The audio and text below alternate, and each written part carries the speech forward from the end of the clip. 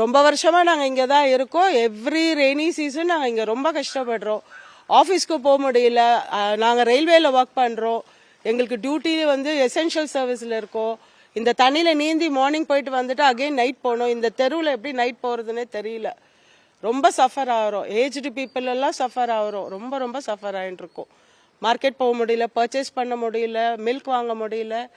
ஸ்டாக்னண்டா நிக்குது. பம்ப் பண்றோம்னு சொல்றாங்க. பட் எதுவுமே தெரியல. ஹவு ஃபார் இட் தண்ணி போக மாட்டேன்றது. காலையில இருந்து இப்படிதான் இருக்கா மேடம்? நேத்துல இருந்தே இப்படிதான் இருக்கு சார். நேத்து ஃபுல்லா இப்படிதான் இருந்தது. ஏன்னா அவங்க மெயினா இதுவே ஃபுல்லா ஃப்ளோட்டிங்ல இருக்குன்னு சொல்றாங்க. பள்ளமேடு தான், ரோடு எல்லாமே அப்படிதான் இருக்கு.